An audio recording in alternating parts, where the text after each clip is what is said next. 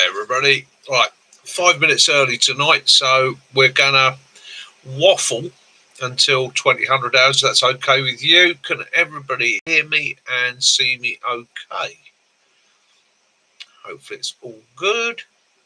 I won't say it. Won't say it's all good. Sweet day faces. Cheers for that, my friend. Because that is always one of my biggest fears, is set all this lot up and then hit the button and it's definitely quiet. And all everybody can hear the other side of me going, or they can hear me and can't see me. Hopefully we won't have any grief with internet tonight. I've taken some tips from a friend of mine that's an internet guru, and he's basically given me some bits and pieces to do, which should help the computer. Yay! Computers, technology. Cool. Don't do it. Good evening, Rick. Hope you're good, mate. I am fucking awesome. Absolutely awesome. I've had a brilliant week. Chuffed with the video and the response to the video that went up this week. So, yeah, that's worked out quite nicely for me. Whacked together a couple of shorts today. They weren't brilliant. They were just odds that, I had them there on file from this week. And I thought, oh, well, share them. Some people like them. Some people might not. But it's all part of my story. Happy Father's Day to you too, my friend. And to anybody out there that is a father, I hope you've had a glorious day. I did. I've been in contact with both the boys today. Both my young men. As I've said before, one's out in the Czech Republic. And the other one is about 2 miles that way. And they're doing good. Everything's fine with them. So I am absolutely over the moon. I'm going to open up my cider, let that breathe for a second or two, connoisseur. Let that breathe. That smells good. And for those of you that may want to know, ding! Oh, I like that. There's a bell over there. Tonight, I'm on the Bulmers, and that is a Bulmers red berries with lime, which is very refreshing. It's only 4%, which is good by me. Evening, Mac. Only one at 4%. That one I had last week. Whew, that went to my head a bit quick. So there's a lesson for me.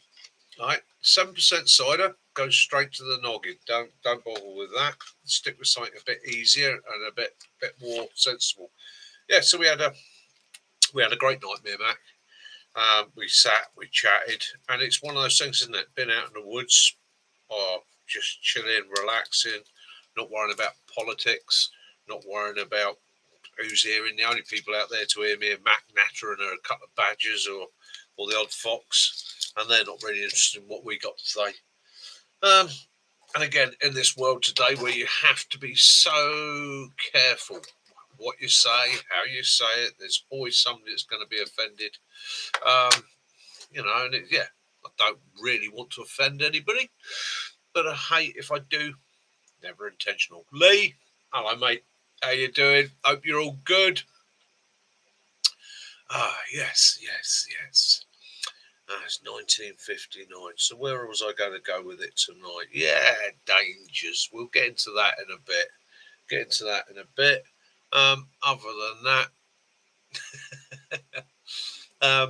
Other than that, boss hog. Right, Matt, going to get you a Stetson.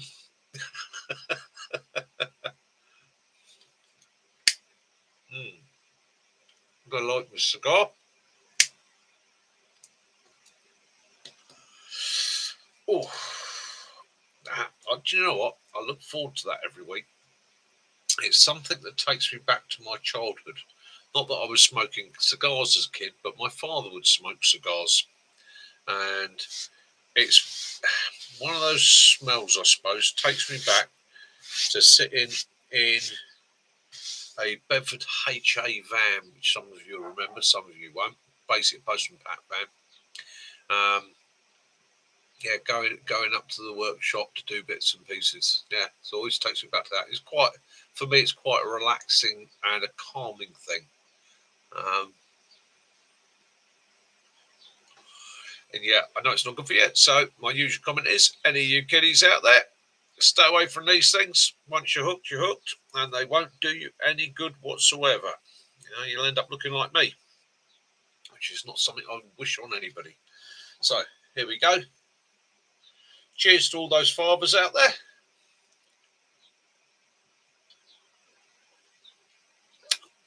May have a great day, and I've got another toast to give tonight.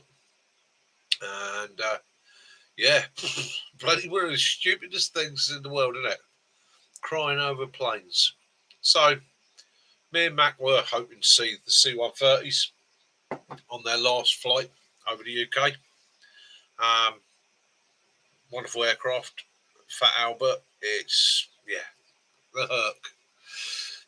Yeah, it's been such an important aircraft for the British military for so long, 53 years. And I was sat here yesterday doing a bit of editing and doing a bit of computer work, and I heard this rumble coming from that side. That side. And you got the window over there. And I heard this rumble, and I thought, I know that sound. And they went over us at about 500 feet, and I was half out that window hollering. I said my goodbye, and then I sat down here for a second, and stupidest thing, I teared up about it. Okay, but I suppose it's been such an icon. Okay, but anyhow, so to the Hercules C-130, thank you for 53 years of service.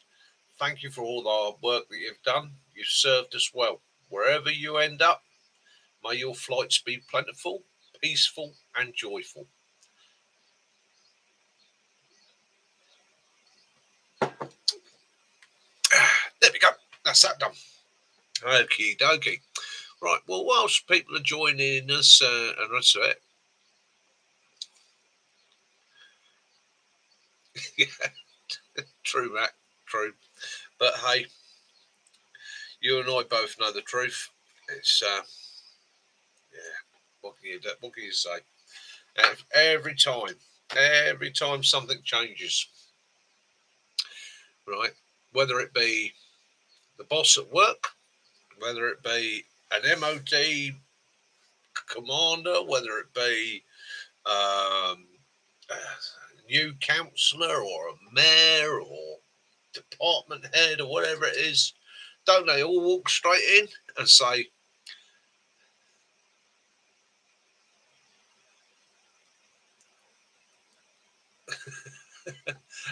they're all going to turn around and say, quite simply, I tell you what, I'm going to make a clean sweep. We'll start afresh and we'll go with my plan. Only to 5 years later, they usually end up reverting to exactly what everybody was doing before. But hey ho, they can then say that was their plan, their idea. And it's the same thing with all the equipment.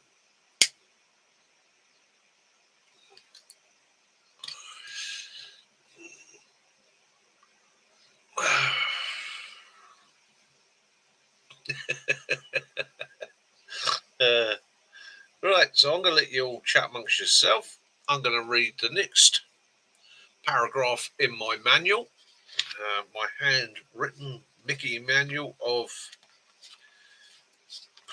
basic survivals, what I put it down to. Right. And I'm going to read through it. There's not much more to do, so another couple of weeks I'll have that finished, and then you can all give me feedback and tell me what you think you'd do, what you would change in it,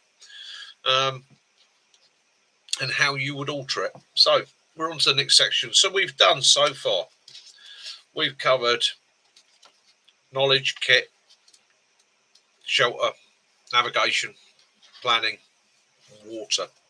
So on to the next one, which is food. Okay. So food. Yeah, you can go 3 weeks without food. Sure you can. I can last about 15 minutes. Okay. If you stop taking in food, you stop taking in sugars, salts, minerals, calories, energy. Okay, which are all essential to the human body's function. And although you will remain functioning for 3 weeks, right from day one, you will start to deteriorate. Okay.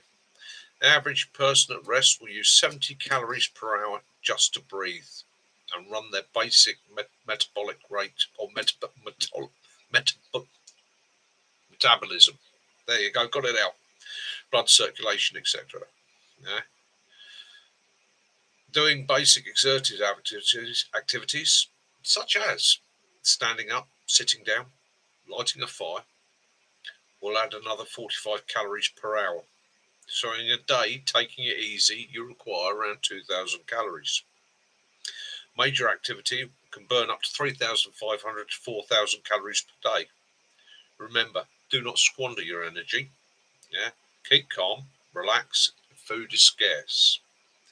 Calories can be provided by carbohydrates, fat, and proteins. Carbohydrates calculate 1 gram of carbohydrates is equivalent to 4 calories. Fat, 1 gram of fat is equal to 9 calories. And proteins come back the same as carbohydrates. 1 gram is equal to about 4 calories. Carbs are either sugar or starch, and they're easily absorbed into the body, requiring little water. Hence, we crave carbs. Fats contain the same elements, but in higher proportions, but in a form that requires water to break it down. Yeah? And protein is the only food element containing nitrogen, and nitrogen is essential to muscle repair in the human body. Okay, it is also full of essential amino acids, which you will not find in other forms. Okay, so that is the basics of food. Okay, that is your basic requirements for a day. So you've got to work out which foods are going to be best for you and what you've got available. Yeah, you've got to work out whether you're going to go for starchy foods to bulk your carbohydrates and give you an energy. Well, it's a slower burn. Okay, so it tends to give you energy over a longer period. Great things, well, you know, porridge, oats, and so on. Fats, fats are fantastic energy, especially in cold weathers. Okay, however, you've got to have that water source to break them down, and your proteins. Okay, now in a push come to shove survival situation, your body will start breaking down the proteins within it. Okay, so you can balance that out with carbohydrates, but only for short periods of time, days. Okay, now this brings me back to the most common thing we hear in bushcraft and survival. One is the person that says, I will survive no matter what because I can catch rabbits. And then the other guy sits right opposite it and says, oh, but you can't live on rabbits. They will kill you. Okay, they won't.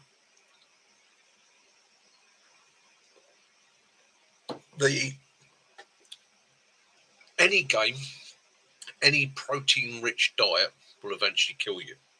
Okay, you get what is called protein starvation. It basically puts your body into famine mode and it starts to absorb all the fats and all the carbohydrates. You can live on rabbit meat, right, as the main part of your protein supply. However, it must be balanced out with natural fats and carbohydrates. Okay, otherwise your body goes into protein starvation or protein poisoning, whichever you want to call it. The whole thing came about because of an Antarctic, I can't remember which team that decided to go and carry rabbits as their food source. Simple thought was rabbits breed. Right, this is going to be years, this expedition, months and years. So we'll take rabbits will breed, self-sustaining food supply, dead easy. Okay, and they pretty much lost. They died. And when it was looked into, it's because they only lived on rabbits. Yes, they only lived on rabbits. That was their mistake. If they'd taken fat sources or they'd taken in, carbohydrates, their bodies would have lasted a lot better and they would have survived. Okay, so you need a balance of all these things, really. But like I say, in an emergency situation, the carbs is the one that's going to give you the energy. Okay, that's the one that's going to keep you going. So anyhow, that is food. Other than that, you can break it down however you like. Okay, I'm not going to teach you wild foods, right? As it's so in depth and risky. It requires a massive amount of research and training. Okay, and it's not something that we should cover, or I feel I should cover here. Okay, I will give you tips and I will give you plants that you can easily recognise, but do your research. If you are not sure what you're eating, don't. Okay, simple things like nettles, bramble tips, and that are easy to source. And with a little bit of research, and I mean a little bit of research, you will be amazed at what you've got growing even in your lawn that can be used as food sources. Okay, um, carry supplies in your kit, even if it's just small amounts. Okay, even if it's just get your buys. One of my go-tos in my kit and in my car is flapjacks, oat flapjacks, full of energy, full of sugars. Okay, not the healthiest thing in the world, but if it's an emergency situation or I've suddenly got a tab home from Basingstoke, 25 miles away at 3 o'clock in the morning, that's going to help me keep my energy levels up. Okay, I also carry OXO cubes, noodles, okay, chocolate, boiled sweets. Okay, not the best diet, but it's light and it's easy. Top up with what you can carry and what you know you can manage. Okay, if you've got a peanut allergy, don't get something with peanut based.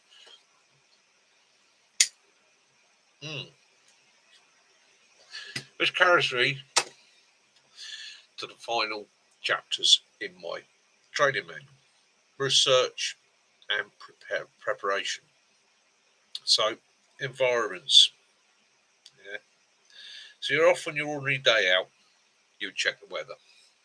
Okay, or I'd hope you would.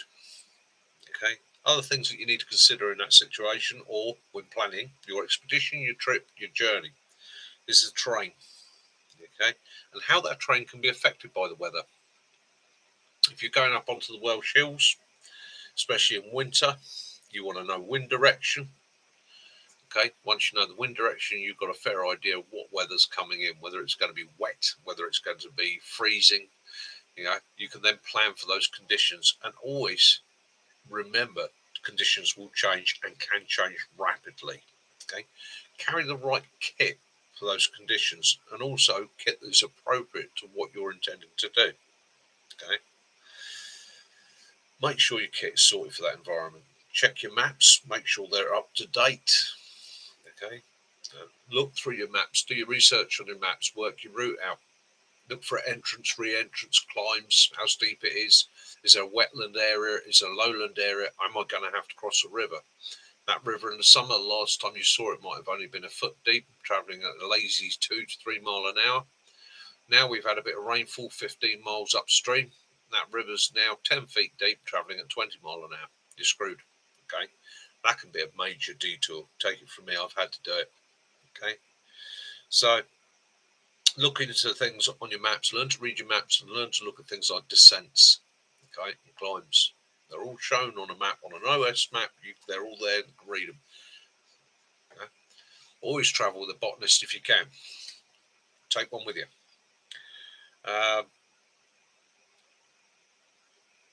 Clothing. Make sure you've got the right clothing and make sure your clothing's adaptable. Okay, you might be starting off looking at dry, cold conditions, so you're looking at layers. Make sure you've got a good wet weather layer, even if you think to yourself, I'm not going to need it. Take it, because if that weather does change, that's the difference between life and death.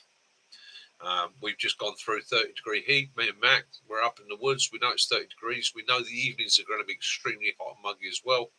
We've both got a set of lightweight thermals. Yeah, just in case there's a freak weather pattern, the temperature drops. Rather than being cold and miserable, we can adapt. It's lightweight, easy to carry. It's in the back of your pack. If you don't need it, brilliant. If you do need it, brilliant. Okay, have it with you.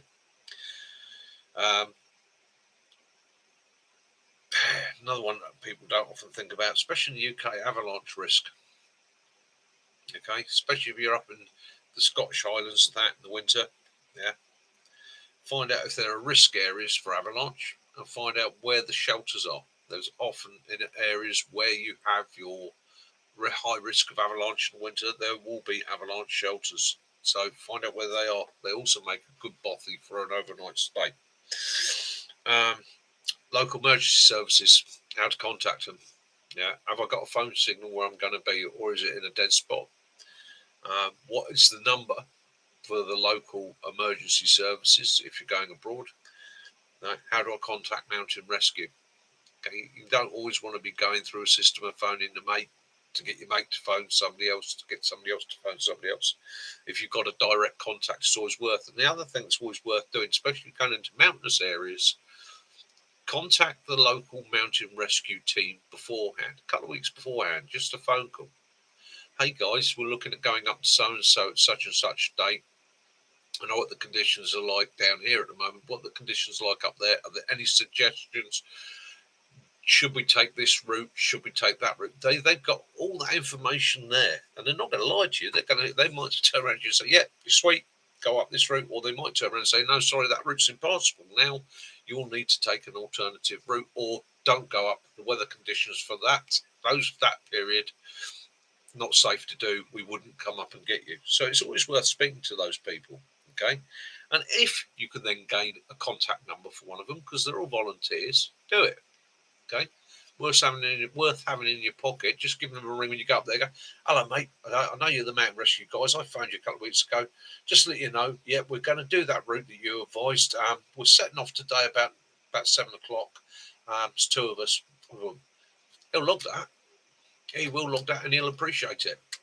Okay, he knows he's got two guys on his mountain. There's one thing that all the mountain rescue guys I've ever spoken to have said is they wish there was a way of logging everybody on and everybody off. Okay, so it make their life so much easier. Contact your missus, plan your route. We're always coming back to this. Make sure you've got an emergency contact that is going to be, or a person in your contact list, and you say to them, I will phone you at 9:00. If I don't phone you at 9:00, phone the emergency services. Something has gone wrong. And make sure you do phone them. Okay. All these services would rather be called out accidentally or because you're fine and come up and find you rather than be retrieving bodies. Okay. It's something they don't ever want to do. Is your vehicle equipped? Does your vehicle have what you need for the conditions that you're going to be in? Is it sort of well looked after? You maintained it, checked tyres, oil, water, done your first vehicle checks in the morning. Make sure that the vehicle's okay to handle the conditions. If you're going into snow and that, make sure that you've got the appropriate equipment with you and you have the appropriate experience. Driving in snow in a 4x4 is nothing like driving in the snow in a front-wheel drive car or a rear-wheel drive car. Completely different technique, and I've met people over the years helping out with the response that you come across somebody who is in a ditch and they say, well, I don't believe it, I bought a 4x4 for the snow and I crashed it. It's rubbish. Yeah, it comes as a bit of a surprise to them. Okay. And getting on to the final part of that, your companions. Are your companions as au fait with conditions? Are they up to the thing? And you have to look at yourself. Sometimes you have to sit back and look at it and go, I ain't going to be able to do that. I'm not up to it. It's not worth pushing myself and putting myself at risk. Or even your companions. You might find yourself halfway up your walk. You look at one of your companions and you go, mate, end X. By the time we've climbed another 1,000 feet, you're going to be screwed. Let's get ourselves off of here and just have a quiet evening in the pub instead. Okay, you have to be a realist about it. Okay, make sure they also know what the emergency plans are. Quite often meet groups of people. Yeah, John's in charge of that. Okay, does John know all the contact numbers? Yes, he knows all the contact numbers. He's done all the planning. Right, okay. And you guys? No, because John's doing that. No, John gets blown off the bloody cliff. There goes all the information with him. Make sure everybody's equipped. Yep. always make sure everybody's equipped. Everybody. God, I can't tell you the amount of times I've had groups and they're like, "Oh, I haven't got a sleeping bag." What do you mean you haven't brought a sleeping bag? Well, I didn't think I really need one. I was going to sleep in my clothes. Yeah. Well, that's all right. It's -5. You'll make it. Yeah. So again, check with your mates. Not everybody is quite as quick on the uptake, quite as well prepared, or even as knowledgeable. And again, don't take it that they're stupid or they're thick. Just take they're not knowledgeable. Okay. They might have never done something like this before and just not be prepared for it. Okay. So route plan essentials. Okay. Last two pages. Well, last two pages is chapter. Route plan essentials. Know where you are at all times. Yeah. Learn to read a map, to use it. Maps, after all, yes, GPS is brilliant. GPS is awesome. But remember, maps are cheap and they're reliable. Maps don't lose their batteries, they don't lose their signal, they don't break down. Okay. Always let somebody know your route and your timings. Set as shit hits the fan time. And if you're not back or arrived or contacted them by this time, instruct them to arrange rescue immediately. Okay. Take into account always your terrain and natural obstacles, including the weather. What are the local views of you using this route? Right? But only if you can trust the locals. That's a footnote stuck under there. Okay. You've got to, if you're abroad, you've got to think about things like bandits and tangos. Okay. You've got to apply common sense. If you're in the UK, you're not going to have too much of a problem. Okay. It's always worth dropping into, like, say, contacting the mountain rescue or dropping into the local hikers pub or whatever and saying to them, yeah, I'm going to do such and such. What do you reckon? Right? Always know your sunrise and sunset timings, and if you're on the coast, your tide timings. Okay. Look up the sea state for the time of year. Right. Find out if there are any major conditions to watch for, like tidal bores. Okay. And remember, they can run many miles inland. You've got to look at the River Severn. This one used to apply only abroad, but now applies to the UK as well. Find out if there are any local taboos or customs. Find out how your locals like to be greeted. All right. Find out simple things like please, thank you. Yeah. And also, if you're traveling abroad, especially in some of the poorer parts of the world, find out what is an acceptable gift. Okay. Some people don't want to be given gifts. Some people will appreciate and will help no end with a very small gift. Okay. Medical. Make sure you've got the right kit for the environment and the conditions. And that if you're traveling abroad, everybody has had the correct jabs for that country. Okay. Tied on to the bottom of that is politics and customs. Okay. This really deals more with traveling abroad. Depending on where you're traveling, okay, the order of these items will change, but always check with the Foreign Office. Yeah. When planning a trip just before leaving, find out what the political climate is. Okay. And remember that they're always in flux. Right? You may need to vary your travel plans during your journey because of conditions. Right? And if you have any difficulties or need to change any of your plans, again, contact your embassy and inform them and let them know what you're doing. Okay? They often have information on political climates and problems that are brewing way before it's released or announced, and may well turn around to you and say, I detour around that area. Right? Contact embassies for info on permits and visas that you may require. That's obvious. We all know that one. Again, be honest with them. If you're dealing with foreign embassies, okay, other nationalities, border guards, officials, okay, keep a sense of humour. Yes, they might well be trying to screw you over, but remember this, okay, they are probably way poorer than you are, and it's probably the only way they get by, okay? So don't take it to heart because they will treat everybody the same, okay? Be patient when dealing with officials. And as I notice here, they're usually underpaid and not as well equipped as their UK counterparts. So that's that. Got a whole section here on conflict management, humanisation, fight or flight, violence escalation, de-escalation, how to present yourself, quiet men, loud fools, using your natural abilities, actions on gunfight. Don't need that one anymore. Yeah. One thing I will say to you there, when dealing with foreign officials, foreign people you don't understand, and that, just remember the playground. Okay? Just remember what it was like being a kid. Right. So that's pretty much giving you what I can on my little survival manual. Now, that survival manual I've used for many years, and I use it as a guide. So as I go through it, it's got keynote information for me. So when I'm talking to people, I don't go in with a set plan. I adapt what I'm teaching to what they're doing, where they're going, how much knowledge they have, how much training they have, how experienced they are, and I adapt it to that. Okay, hence it's written in that manner. Okay, so all that also applies to what we were talking about and the thumbnail. So the thumbnail, threats and dangers in the countryside, the risks.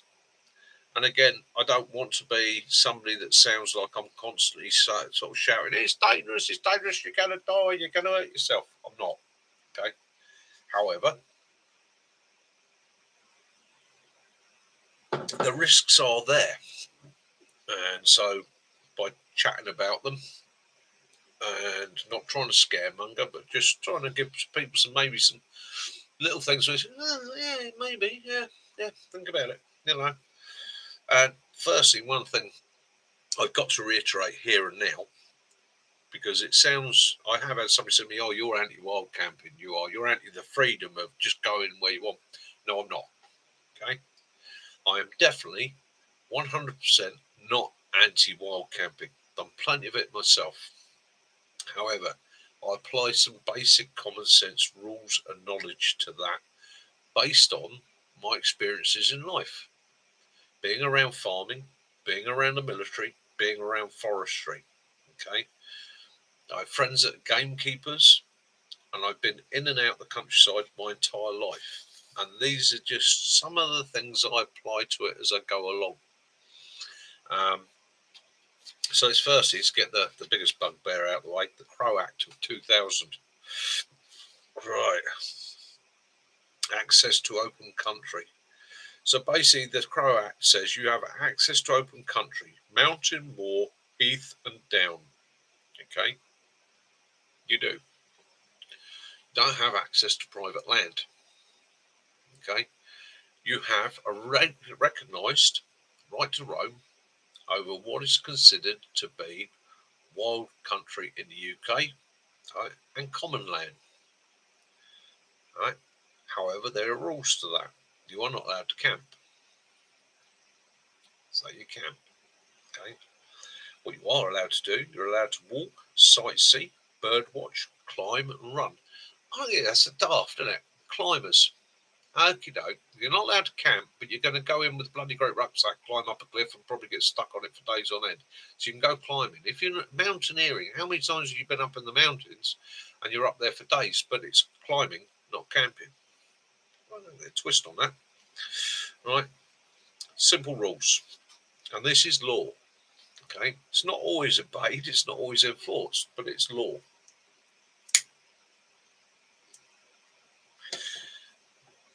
All dogs between the 1st of March and 31st of July in the United Kingdom must be on leads no more than 2 metres long.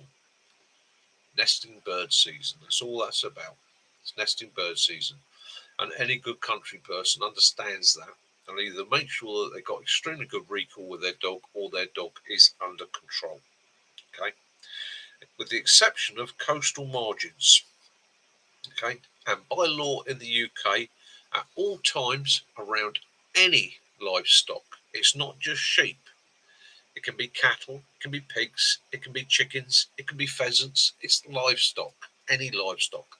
And a farmer has the right to protect his livestock if your pet is worrying livestock. And I get people saying, yeah, but my little dog, he likes to chase a sheep, but he would never hurt one. He's hurting it by chasing it. The stress he's causing it, especially if she's in lamb. Okay, but again, it's that lack of understanding. People come from the towns, they don't understand. Little Sydney, their little terrier, he's never going to hurt anything. Okay, that's the basis of the Crow Act. You can look it up on the .gov website, have a peruse of it yourselves. It goes into all the aspects. Okay, it goes into the rights and responsibilities of the landowner as well as the person walking the land or travelling across the land in the event that they have a bit of a wingding. Okay, so, and that's all common sense. Stay on the footpaths. If you're on farmland, stay on the footpaths. Countryside code, we all learned as a kid, if the gate's open, leave it open. If it's shut, shut it behind you. Don't climb over the latch side. If you've got to climb over the hinge side. Simple things. Okay.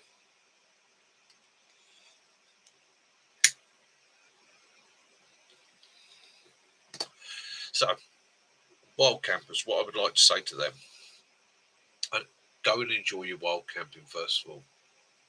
Enjoy it. Right? Get out there, have a go, enjoy it. That's the first thing I'd say to any wild camper. However, please, if you're a wild camper, just take these notes into consideration. And I'm not trying to be I'm telling you. I'm just saying, have a think about it, see how it applies to you. Firstly, farms and shoots. Okie doke. So, within the agriculture industry, there are over 30 recognised potential diseases carried by farm animals that are transmittable to human beings, some of which can be very serious. All farm workers, all farm managers, and all farmers have to do the courses, are aware of these diseases, and know how to spot them and when to get them treated. The majority of wild campers, you don't. That itchy rash you've just developed is probably off if you've been near sheep. You want to go see the doctor and get that treated because it just gets worse. Okay. Be aware if you're on farms and shoots of overspray. Pesticides and fertilizers, they drift on the wind. Right? That farm may be spraying a field because the wood next to it is his and private, and he knows that none of his kids, his missus, or anybody that works for him or local is in there because he's told them, I'm spraying down there tomorrow and it's going to be blown towards the wood. Don't be in the wood. If you snuck in the wood, you're going to get a lungful. Some of those can be potentially lethal. Okay, if not, it will make you very ill.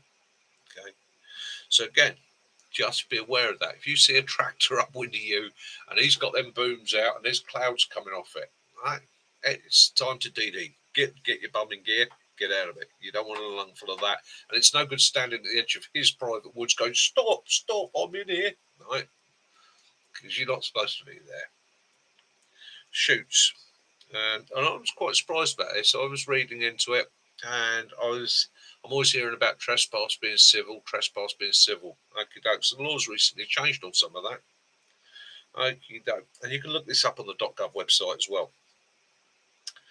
If, by being on shoot land, you interfere with the lawful actions of the shoot, if you interrupt their day by walking into the gun line or by spooking birds, that is now aggravated trespass, and the police will prosecute you for it. That is a criminal, not a civil offence. Okay.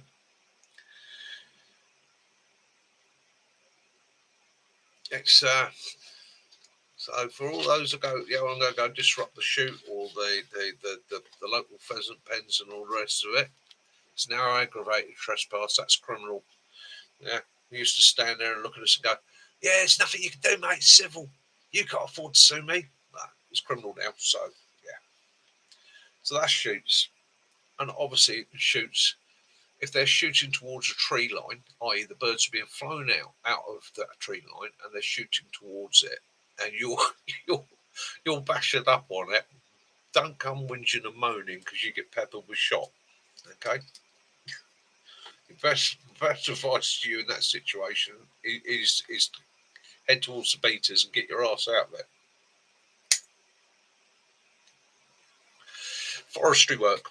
So again, being in forestry land, and this isn't just the Forestry Commission. This is also private forestry land. There's a lot of private crop timber grown out there. Prevalent now, or becoming more and more prevalent, are things like spraying to get rid of bracken, done from helicopters. Okay, so it's a private woodland, or it's a Forestry Commission area, and if it's a Forestry Commission area, they will close it. They will put signs up saying, "Don't go in here today. Spraying in operation." And they will do everything they can to stop you. But if you're hiding up the back of the woods and you hear a helicopter, and again it's got booms on it and it's puffing out a cloud or something, yeah, you're about to get glyphosate on you. Yeah, it's not that bad, but you really don't want it. Okay. Other thing that I've seen done, and it's becoming more and more common, right, is what they call heli trimming. And that's basically a large helicopter carrying what I can only describe as the biggest meat slicer you've ever seen. And it flies through the forest, and it literally takes a line up through the rows, slicing off branches as timber as it goes, which just crashes to the ground. Don't want to get caught under that. Forestry is also quite often where they will undertake deer management. Okay, so you might have guys out there, especially in the early hours of the morning and in the evening, doing deer management. Okay, if you're concealed, he's not going to know you're there. You could be part of his backdrop or his backstop to his shot. Again, just be aware of it. The other thing with forestry, in a lot of areas, and we've got a couple around here, they have protected research areas, and these areas are set aside for research into plants, wildlife sometimes. They can be down to things like mosses, fungi, and so on. And they don't allow anybody, including their staff, to go in there without decontaminating, because they don't want a spread of pathogens, spores, seeds or so affecting that area. Okay, so by you sneaking in there, are you carrying something in that doesn't want to be there? Okay, that takes me to SSIs, and I've had to work quite a bit with SSIs over the years, and they can be an absolute pain in the butt for the landowner as much as anybody wishing to visit that land. Okay, all SSIs are managed by Natural England. They are the authority and the gods when it comes to an SSI. If you own land and they decide that it's an SSI, it will be decreed exactly how much you've got to do there, what you can, what you can't. They will even tell you what you've got to spend to maintain it and manage it. Okay, you ain't got no argument.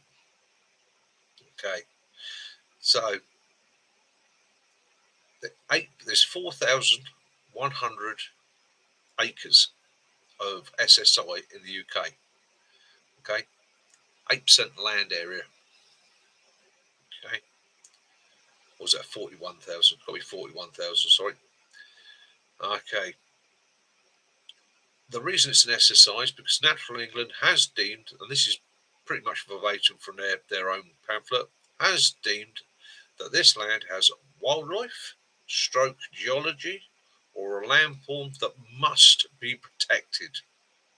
Even the landowner has by law to follow any restrictions or actions put upon them by Natural England, and the penalties for breaking these restrictions are severe. Okay. Remember, whether you're the landowner or somebody visiting, the responsibility is yours to research the land that you're on, and just saying I didn't know will not protect you or give you a defence in court. That is from Natural England. Yeah. And I will say to you, they are as tough on the landowner as they will be on you. Okay. They're there and they're protected for a reason. Trespass onto a triple SI, causing any damage or non-observant of any bylaws set upon that land by Natural England will be aggravated trespass. Exactly the same as a shoot. Oh, Yeah, police are called. It's aggravated trespass, criminal offence. They will whack you with one hell of a fine. Okay? Ain't pretty. Ain't pretty. But again, whether you agree with it or disagree with it, it's there for a reason.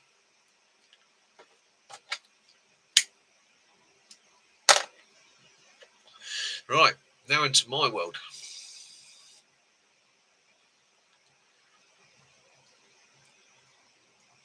I believe you're right, Mac. That could be escalated straight into an aggravated trespass. You are armed. So put your knife away at the bottom of your pack. Yeah, be polite, be friendly. Right.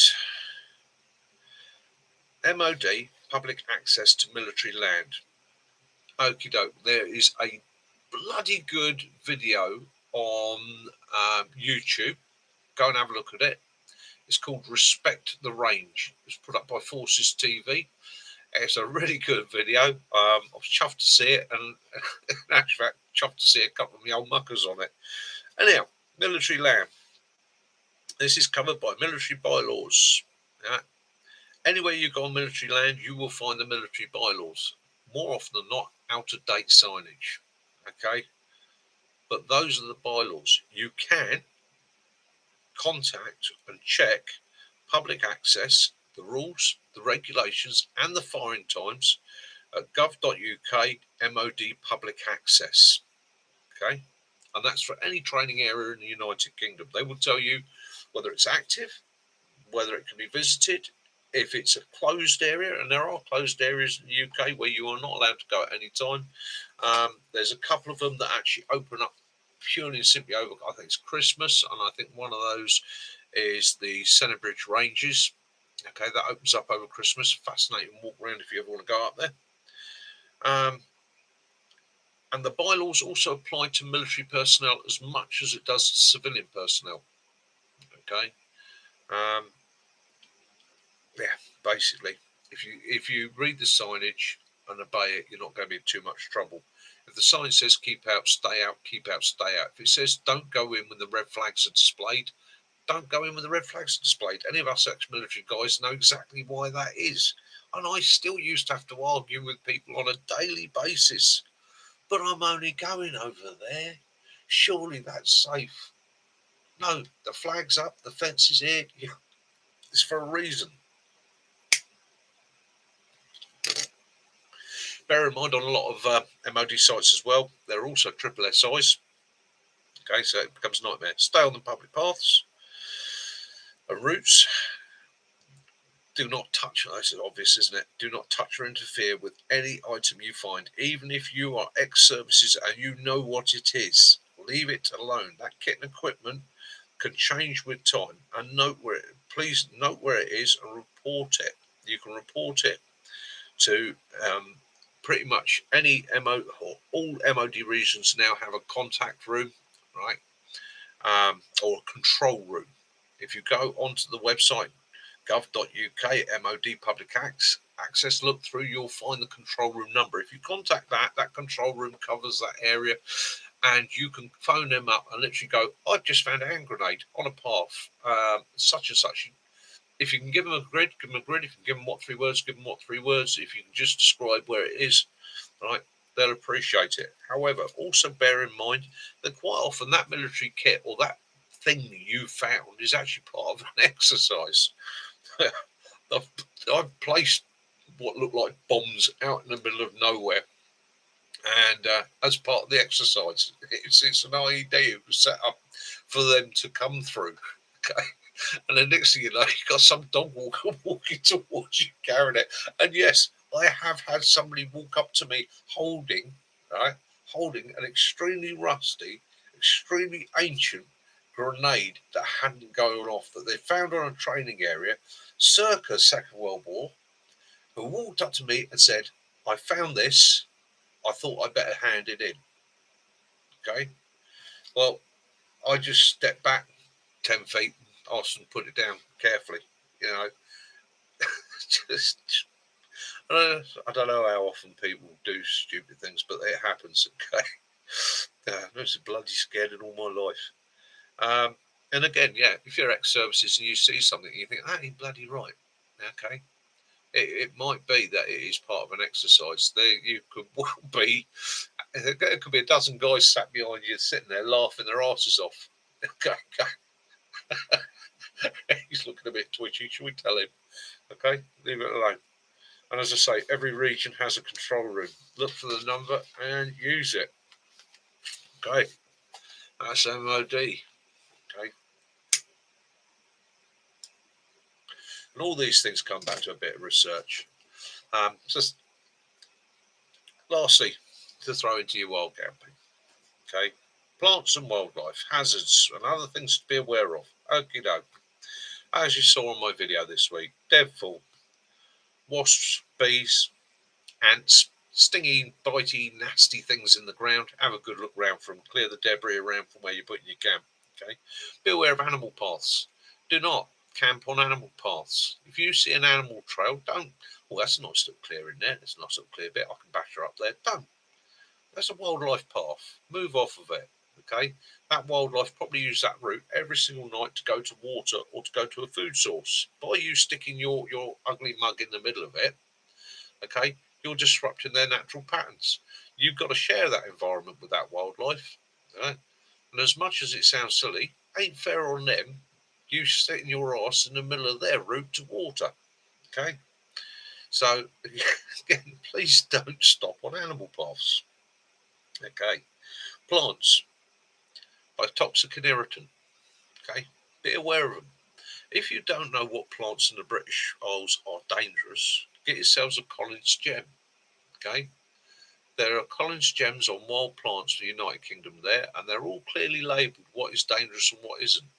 Take it with you, and every time you see something you think, don't know what that is, look it up. Learn the difference between cow parsley and hemlock. Okay? It's I can sit here and rabbit on about that sort of thing for hours, but at the end of the day, it's without having the knowledge. I mean, the last thing you want to do is be on a riverbank and think, oh, that plant there's going to keep the rain off. That's a lovely big leaf on that. Let me get under that. It looks like something from South Africa. And there you are, snuggling up to giant hogweed. Okay. And that will screw you up for a long time. As Lee's just said, in doubt, leave it out. Okay. So, again, teach yourself what the plants are. Right? Try not to transmit seeds and spores from one area to another area. Okay. And what I mean by that, if you're going through a footpath, say, public right of way, and it runs slap bang through the middle of a rapeseed field, okay, and it's gorgeous, it's yellow for acres and acres and acres and acres and acres, stinks why ever. When you come out the other side of that field, give yourself a brush down. Don't transmit the seeds and pollen from that field into another field or into a protected area or into a triple site. Just a brush down, okay. It's as simple as that. Just a quick. No, nobody's asking you to take your clothes off, shake them out. Just a brush down. Just any loose seeds, anything that you can be transmitted from one area to another.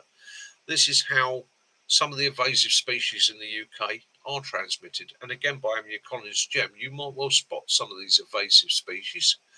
At which point you can actually do the wildlife and the environment a favour by when you get home, phone it into the local authority. God, I've just spotted a huge bank of Himalayan balsam up at so and so. Okay, they have to go and get rid of it. It's a terrible plant, creates all sorts of problems. Japanese knotweed, that's another one. If you know what the plant is, you've learned to recognise it. Oh, bloody hell, that's that bugger. And you'll also know that. Don't try and pull it out yourself. It's got to be got rid of properly. Okay. Insects and spiders and weevils, etc. Again, yeah, just shake yourself down.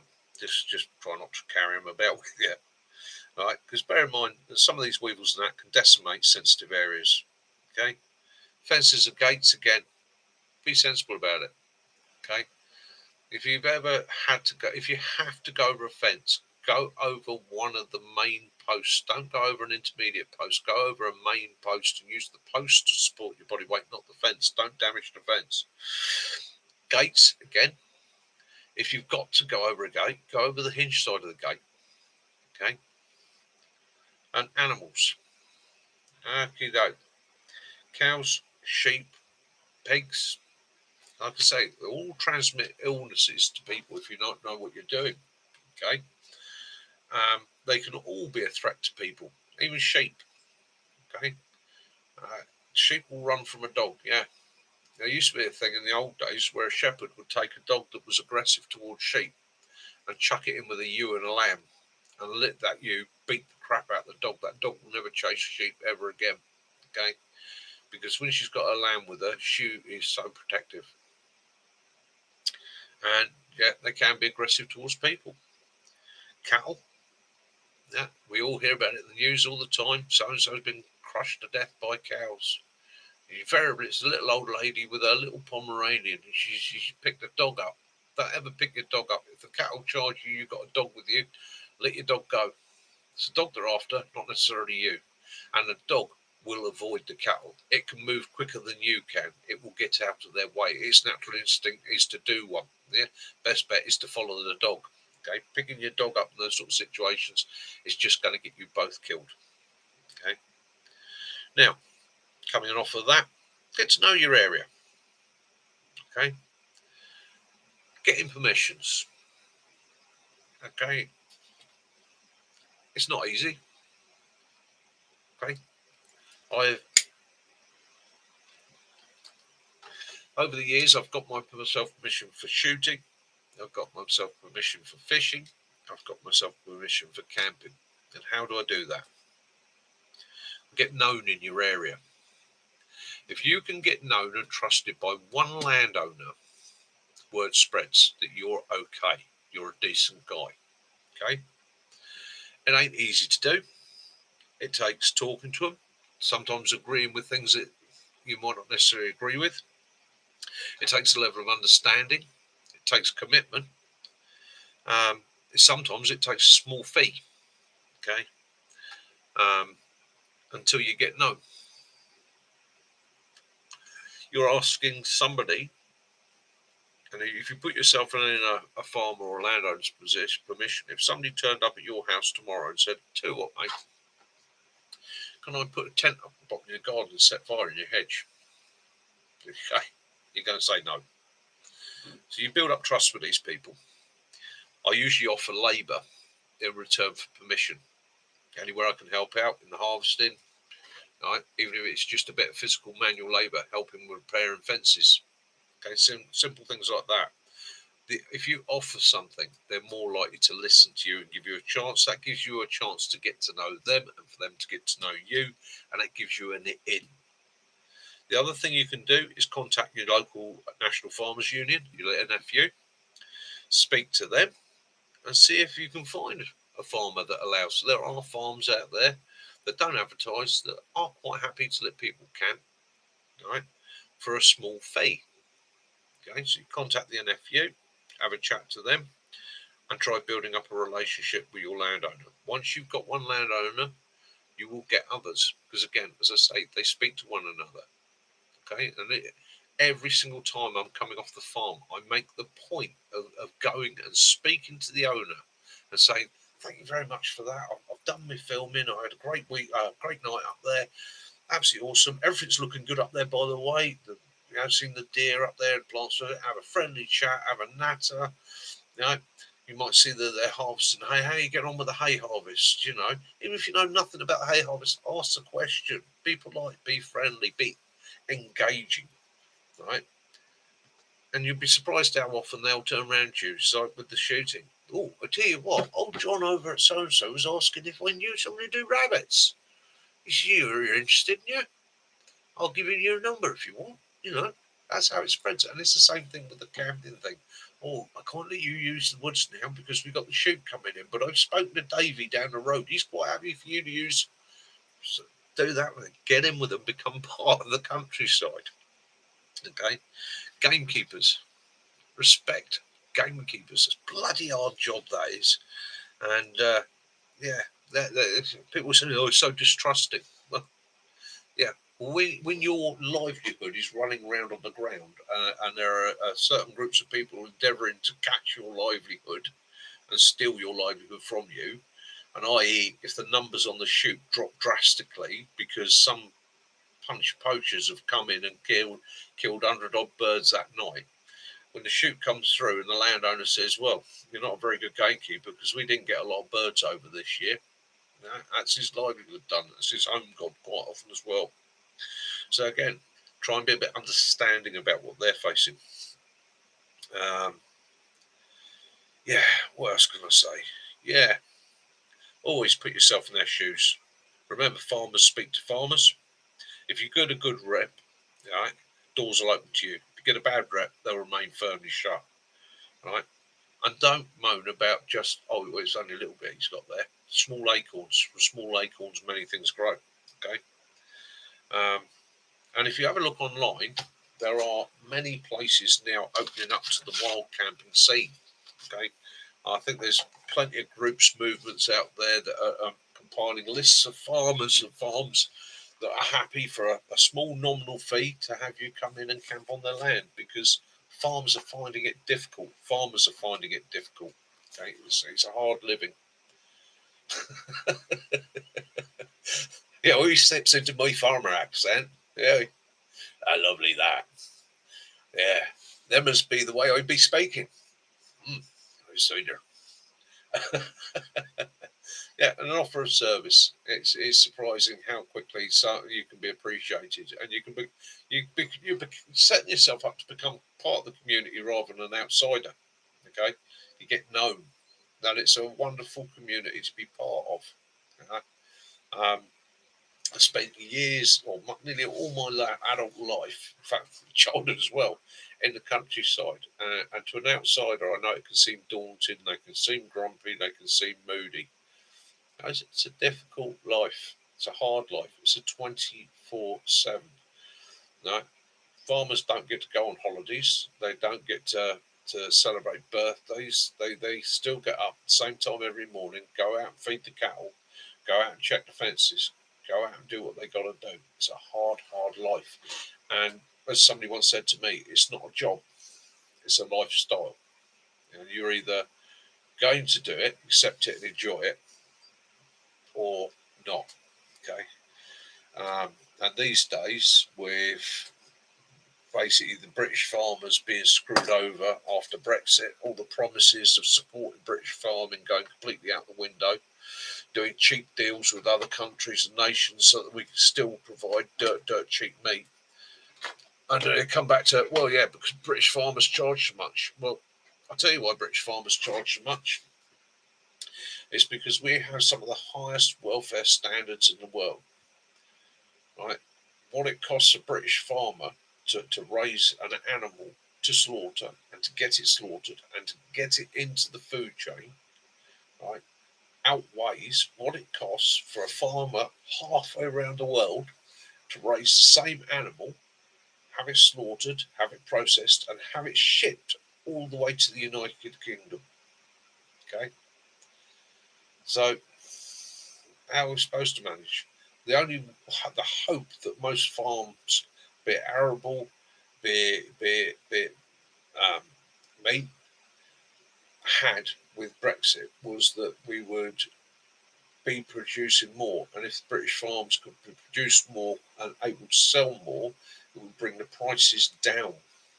Okay, they were hammered over again.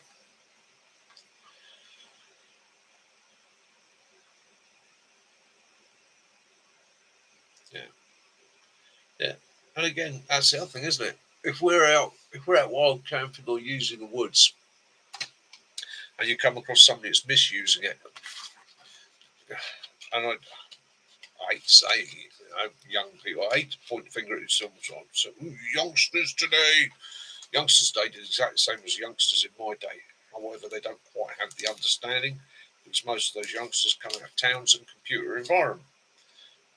I come out of an environment where if I'd left a bottle of cider in the woods, everybody would have known exactly where it come from. I'd have got a clout around the ear off for it.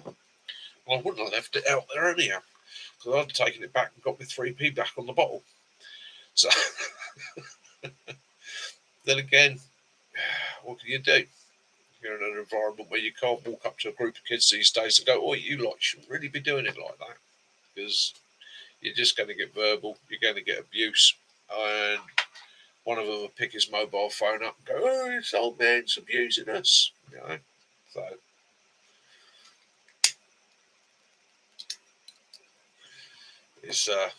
it's difficult.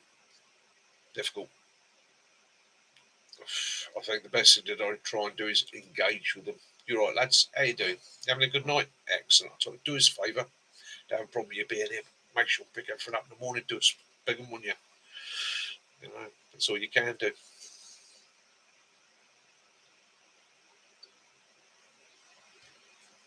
Right. Oh, I'm going to have a whiz back through my comments. So please excuse me a minute.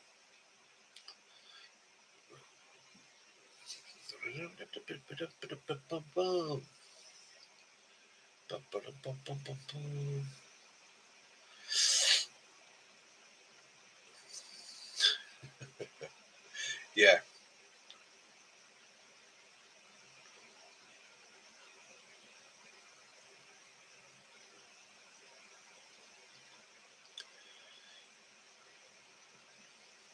Yeah.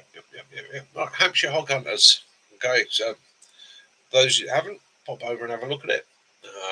Basically, it's building up a very nice core of guys, and within that core of guys, there is a wealth of experience. I sat down the other night.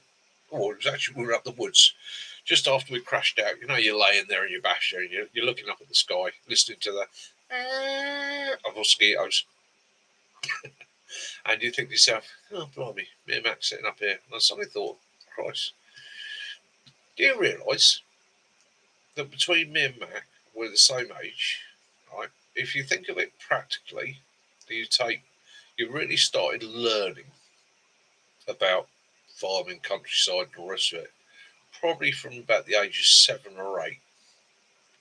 So just between me and Mac's 100 years worth of knowledge. 100 years worth of knowledge. And the Hampshire Hog Hunters, we've got lots of guys coming in. And some of these guys from very, very knowledgeable backgrounds. And I mean very knowledgeable backgrounds. Okay. Who are more than happy to be asked for advice, more than happy to share their knowledge, and it's a wealth of knowledge from many, many different fields, right? Mostly to do with what we're doing, whether it be farming, whether it be wild camping, whether it be maritime, whether it be survival skills. So we have a wealth of knowledge. We have, like Stookers, we have, we have people like Tim. Okay, so Tim won't mind me saying, Tim is he's an expedition leader with Land Rover, or was with Land Rover. He's been involved in expeditions all over the world, setting them up, organising them, going on them. He also, right, toured the world in his own Land Rover. Okay, and again, he's joined the Hampshire Hog Hunters. Why? Because we're all like-minded people, and also he's there. If somebody suddenly wants to set up an expedition, or they are building a Land Rover, or they're setting themselves up, or they're trying to do a little expedition vehicle just for going away at weekends. It's wealth of knowledge and advice. Okay, um, I don't know everything. Um, I mean, I'm constantly perusing kit, constantly looking at new kit out there. I'm regularly buying things and trying out new stuff. Um, Fortunately, yeah, some of the stuff I'd like to try is just well out of my price range. But we get on with it, and I also go back to the basics, the stuff I've used for donkey's years. That, well, quite often when I first picked it up 30 years ago, it cost pennies at an army surplus store. The Swedish cook set. Okay, I think I paid about £3 for that when I bought it, and it was about 30 years ago, and it's done me well and it's still going strong. On the table there, I've got the BCB Crusader 2. I'll be doing a review of that for you guys this week. Okay, and I will be finding something to compare that with. We picked up this week the pack you can see there. Well, that's for you old lads. You old lads, you know, you old fellas, you old and bold. That is the new or the newer GSR gas respirator bag. Okay. Now I hadn't seen these. I hadn't seen one at all. However, it's awesome. That's what I'll say. That is probably going to become my, what would I call that? A wander bag. It's big enough to take everything I need for a wander out for the day, including an emergency shelter. Absolutely brilliant bit of kit. And at the moment, cheap as chips. Yeah, Hampshire Hog Hunters Club. Education, not condemnation. Okay, not there to tell people right from wrong. There to advise. There to enjoy, and there to enthuse with others our passion and enjoyment of the countryside. Yeah, so I'm going to be doing this week, whatever we do this week. Me and Mac haven't yet decided what we'll do, but I'm going to be taking out that respirator bag. I might.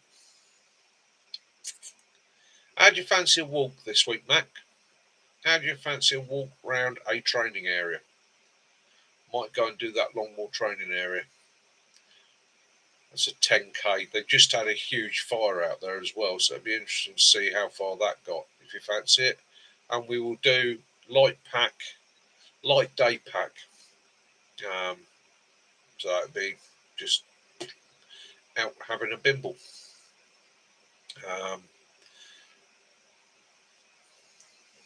It's an awesome bit of kit. So, okay, that bottle I put on, or that pouch I put on there, it came with, on each side, these pouches. And these pouches are big enough to take a 1 litre Nalgene bottle. They don't quite close over at the top, but a little bit of finicking, you can sort that out. So hence I stuck one of those on that side.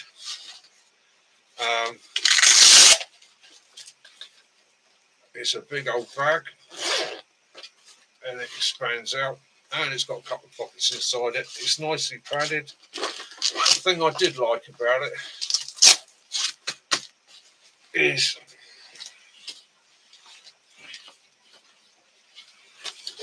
excuse the podgy bits. It is an easy bag to carry and does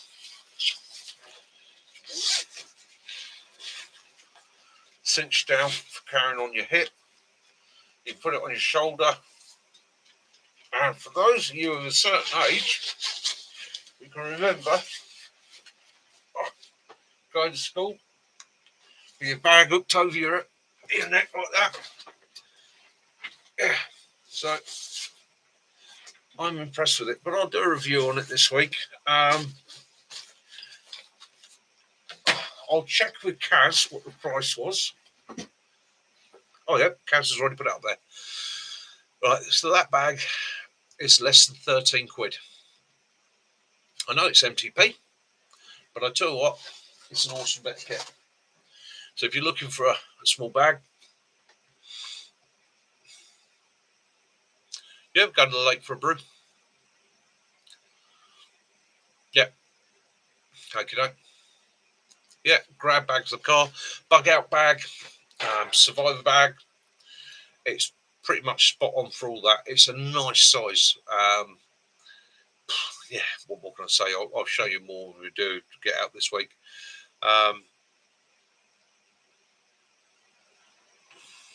Yeah, we'll go to the lake for a brew. Yeah, show you guys a new area.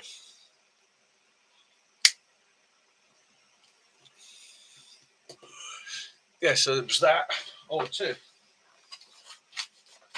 As you're on it, you get a bit of a head start on everybody else. So, company out there, Fox, they sell a little Trangia style burner. It doesn't have a snuffer ring. That's the only thing I didn't like about it. Doesn't have a snuffer ring. So basically, you're going to use the lid inverted to put it out quick, then take it off, let it cool down, or get yourself just a little cap that will drop over that to snuff it. Okay. Again, because you want to protect that seal inside there. But it's a nice little meth stove. And that's the cooker. Okay, and I was quite impressed with this.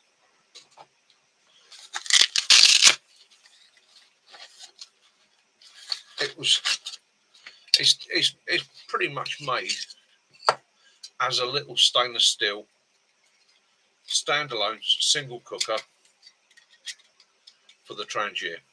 Okay, the nice thing with this, and it all hinges, good quality hinges. It's reasonably thick stainless steel.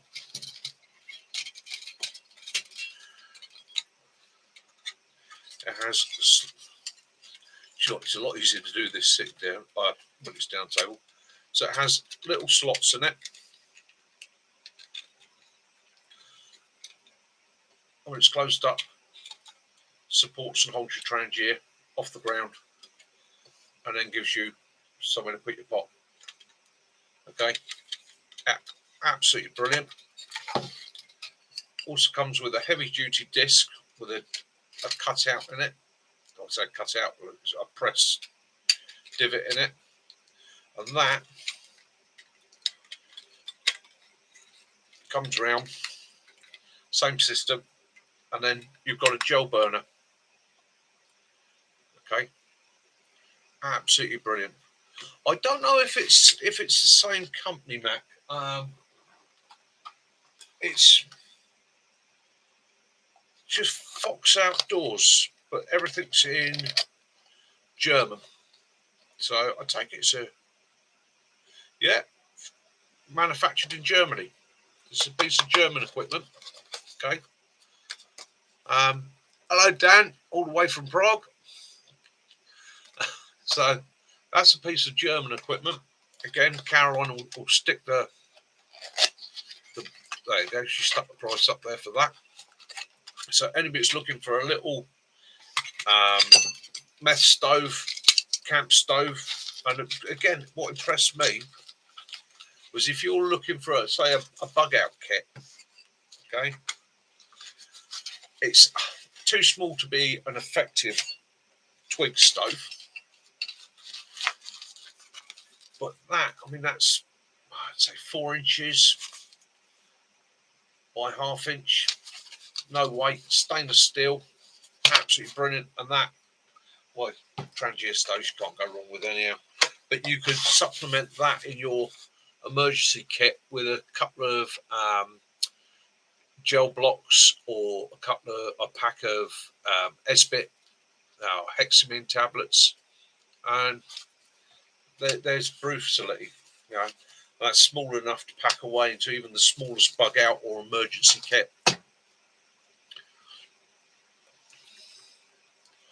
Yeah, I'll bring it with me, Mac. What I'll do is I'll review those and the bag and the BCB kit this week. So again, BCB Crusader 2 military cook set as used by the British Army. Okay, does not come with the little plastic lids. You have to order that separately from BCB.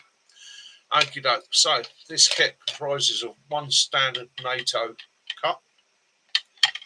Okay. Your standard NATO water bottle or British issue water bottle.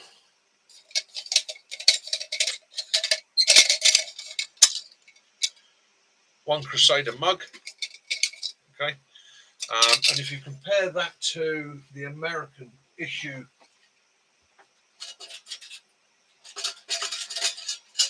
kidney cup, okay, you can see the difference in size. Get a grip, Mike, get a grip. Okay. So that's a bigger pot. Now I could do easily 2 ball in the bags and that, probably a bit more. There's plenty of videos of people baking bread in these. It's titanium, the treated titanium, and then you've got your cooker. Now your cooker, you can use it as a twig stove. You can put gel in there. It's also designed to take a trangier, okay, and all that connects in together, becomes an all-in-one. Okay, so again, that goes on there, that sits on there, that's your cook system. So taking that out, showing you that this week, seeing what you think of that. I know Mac's gonna enjoy looking it over. It all packs away. And again, one of the things I liked about it means I'm carrying a litre of water in that. So that combined with one of my Nalgene bottles, that's 2 litres of water, nice and easy. And it does all come from BCB in its own bag. Okay, now I have a little bit of a bugbear with this bag. It could do with being, I know they wanted to packs away light so it doesn't rattle. It could do with just being a little bit wider at the top, make life easy. Okay, and there's, so that all packs away into that. Also, with that kit, you also get a little ferro rod with a compass and a striker. Okay, so that's a great bit of kit. Yeah, I shall bring that out with me this week. That will all be reviewed this week. It's a really nice. I'm just going to script read a bit, chair.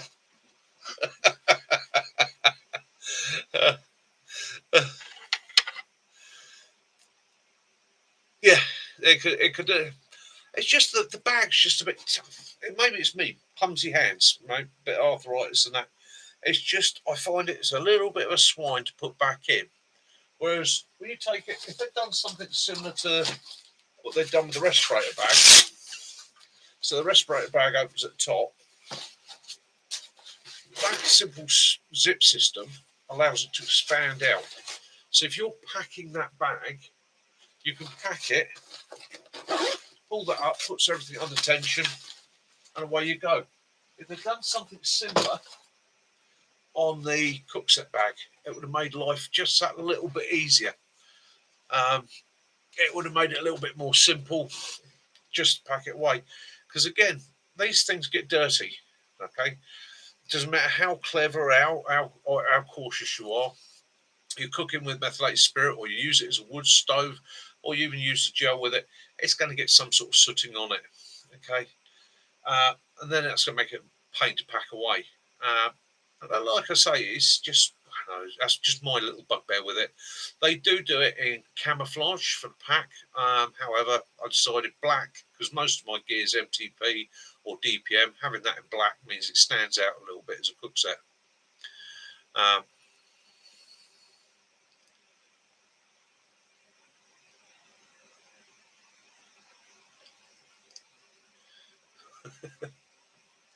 Yeah, and again, I'll save that for the video this week. Those right, so I've found some lines for tensioning your tarp systems and your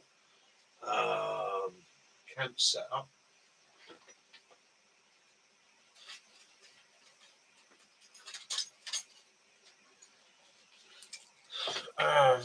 Your basher or whatever you're rigging, and I am quite impressed.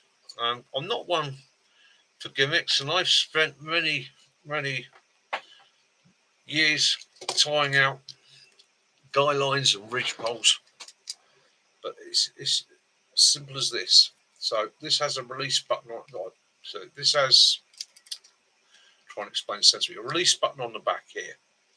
Pull the button, cord stretches out. Now this end you clip, so you clip and go around a tree, run it out to wherever you need it. Okay, then to tension it, just pull a ratchet on that end, and it pulls it in. And I tried to break it, and I can't.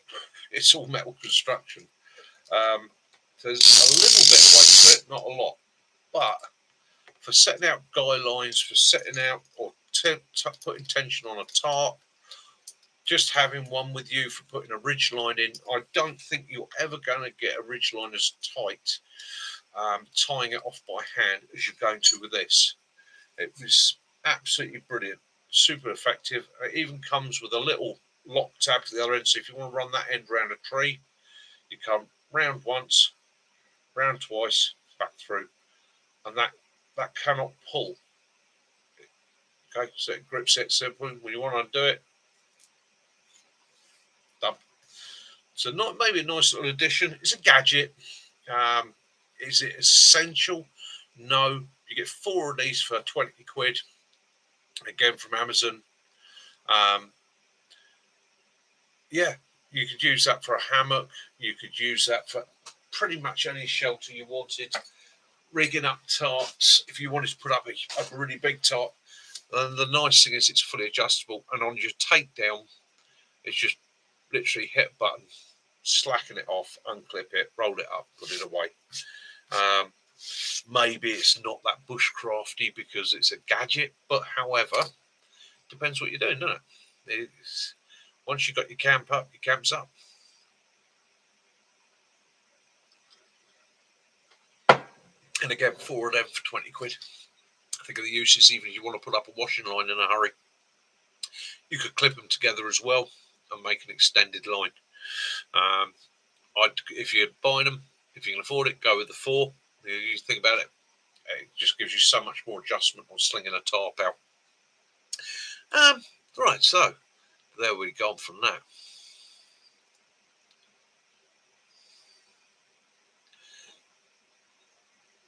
Yeah, I mean, they are, I'm pretty sure that's 550 paracord. I'd have to open one up and have a look at it, but yeah, or get yourself 2 for 13 quid. They're even reflective on the paracord, which is quite handy wandering around at night when we're practicing our garroting technique.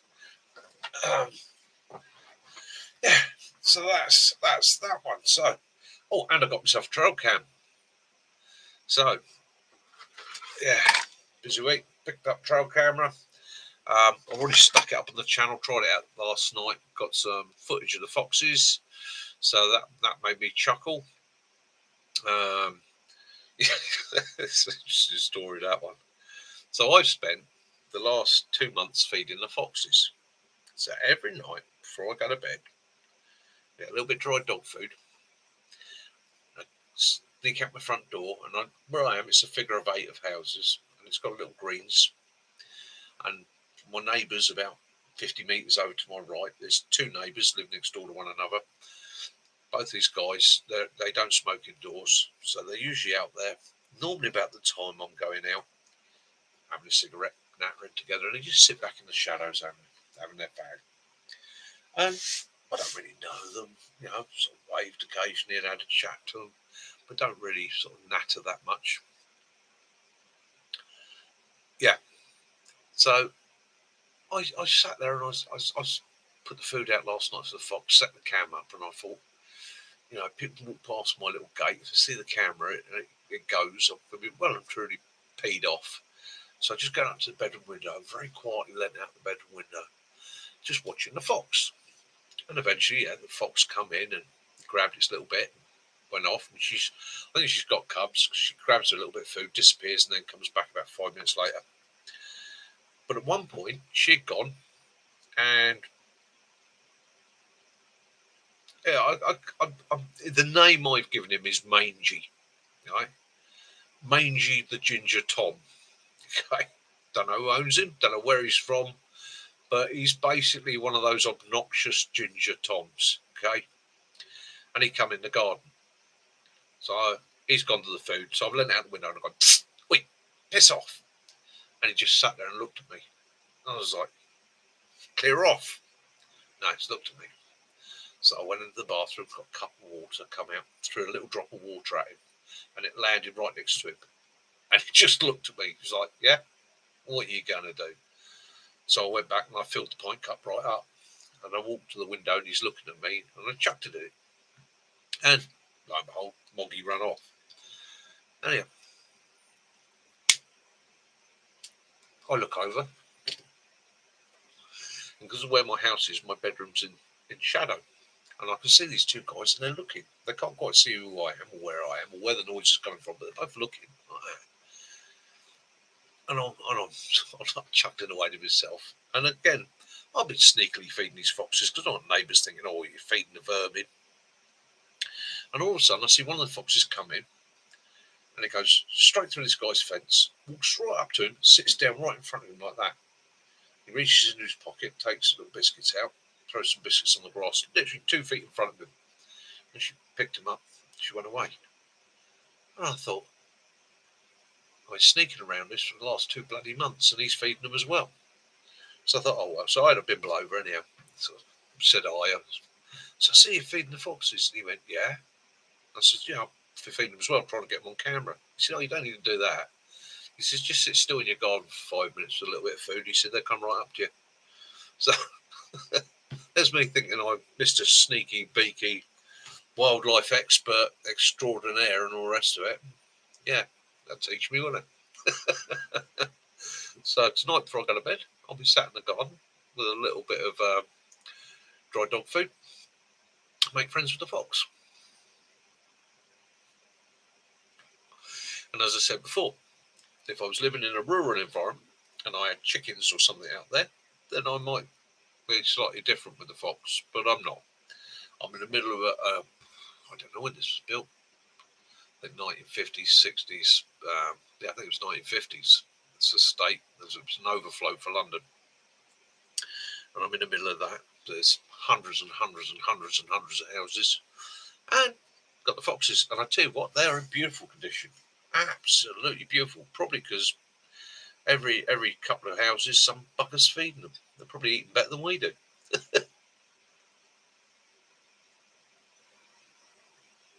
And I have no problem with that. They're urban foxes. They've learned to live next to us. Quite makes me chuckle hearing them at night. It reminds me of living out in the woods like I did as a kid, hearing them chattering away to one another, hollering and all that as foxes do.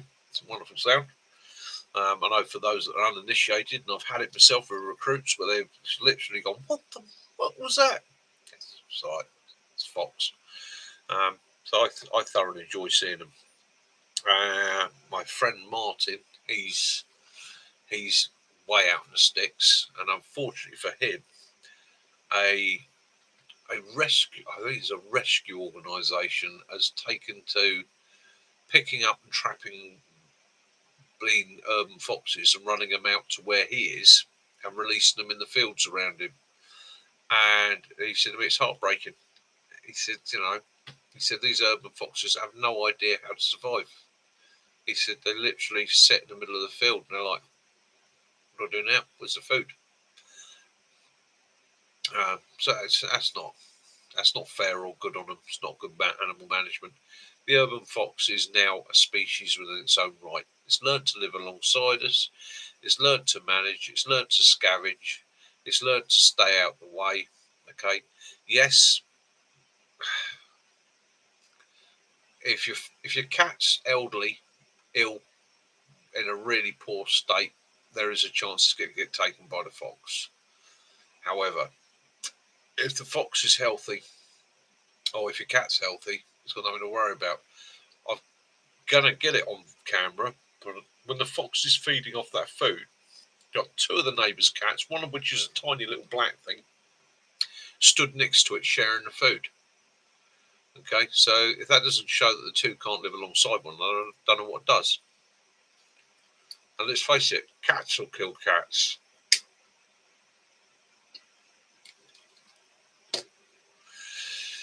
I've seen more than one at the end of one cat scrap that's ended up with a fatality, and there's stinkers for that. So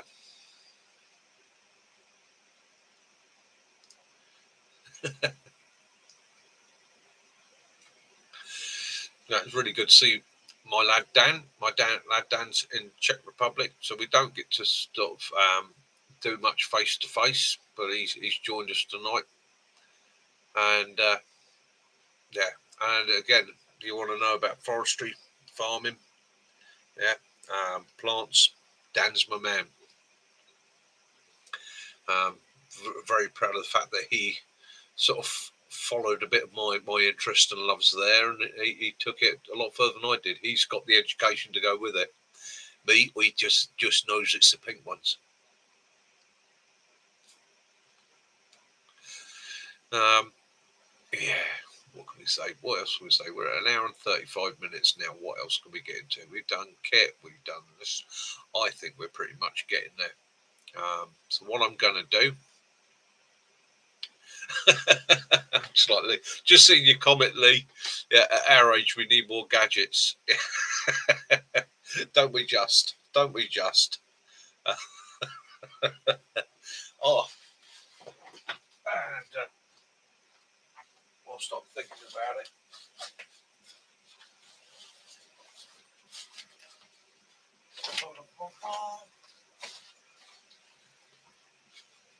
Dan, if you're still online, that's the rucksack. I'd say it's an 80 litre. If you want, I will get that one sent out to Czech Republic for you. If you can make use of it, we'll pass it up. Get it sent off this week.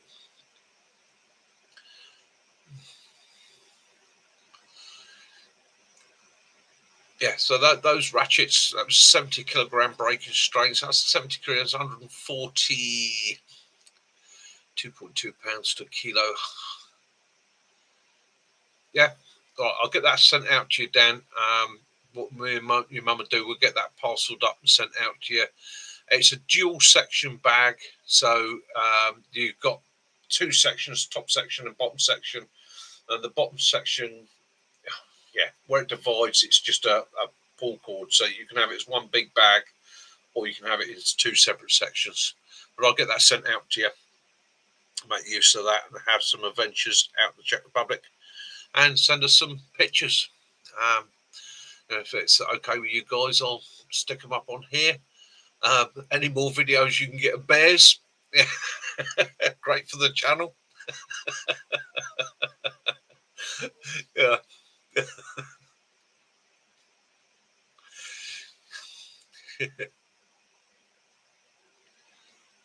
Hobo Forge. Excellent. Yeah. So well, what else can we do? What else have we got up there that is anybody want to look at? Is there anything on the wall of fame, that anybody wants to have a look at, wants me to get down, wants me to show you? You know, the usual rules apply. Just let me know which item it is. I'll look it down. Quite happy to show you where I got it from. I'll tell you where I got it from, show it to you, and all the rest of it. Again, it's one of the reasons I set the camera up like this. You can see my kit. If there's anything you wanted to know about, it's not an issue at all. You know, it's all there for that reason. I don't. Again, we're trying to share knowledge, and that if I've got something you're interested in, it might well be up there, and I might well say to you, it's pants, don't bother with it. Likewise, I might turn around and say, actually, you know, it's a damn good bit of kit. So I can also let you know where it come from.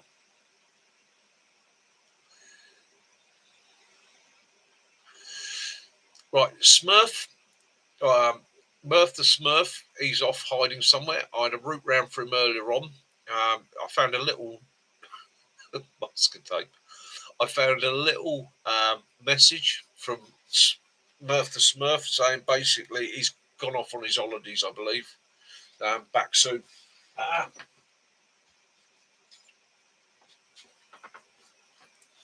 Masking tape, right.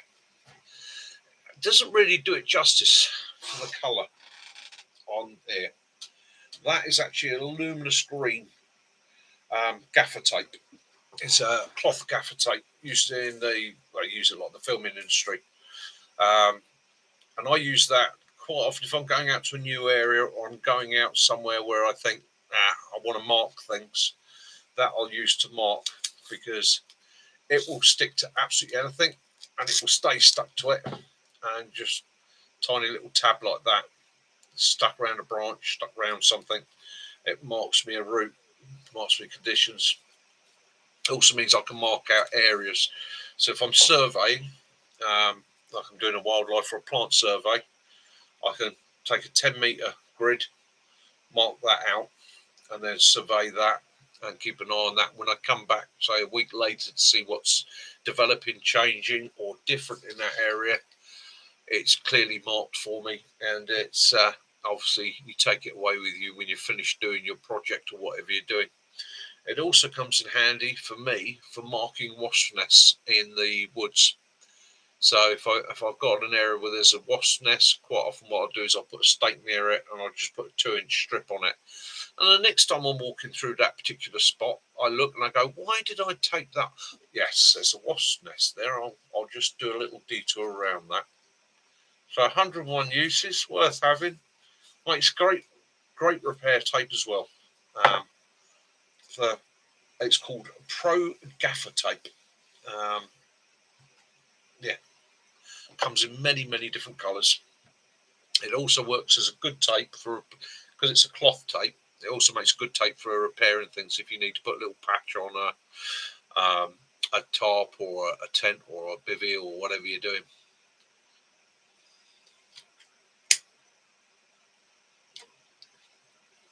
So we got the trail cam. So one of the things with the trail cam is some of the woodlands that we're using, some of the areas we're using, have no public access, especially one of them has absolutely zero public access. And me and Mac have both noticed there's a lot of game trails through there. So decided to get that for myself, and the idea is there, set that up, leave that for a couple of days, and just it's a woodland survey. It's what I know. I've got deer in there. I know I've got roe deer in there. I've got a funny feeling I've got muntjac in there as well. So again, it means I can survey it and without spending days and days and days sat in a hide. Which some don't get me wrong, there are times when you enjoy that, but it also means that you're in there, and no matter how clever, no matter how good that you think you are, you're never going to get the wildlife 100% relaxed with you. Whereas if you set up a game camera, leave that for a few days, it's not obtrusive. You're not going to, your movements, your urinating, your basher, it's not going to disturb the environment. So you're more likely to pick up and get a decent survey. And it's one of the sad things in the UK, with species-wise, we are fairly limited. I mean, I can show you videos of badgers, videos of deer, videos of foxes, and that. There's plenty of other people who've got video footage as well. So all it is, it's a personal thing. And again, a lot of the shorts that I'm putting up, I know some people might look at them and go, well, that's a bit pants. I put it up there just because I've looked at it and gone, yeah, it's interesting. Somebody else might like that. And it might just be a silent, like this week, 60 seconds silent with a fox on it. I put a short video up. It's only a couple of minutes. Just the foxes in my garden. Well, that's partly for my memory. That is partly for my granddaughter to have a look at. That is partly for Dan. Oh, he's in the Czech Republic. He grew up in this house. He gets to see the fox go around the garden.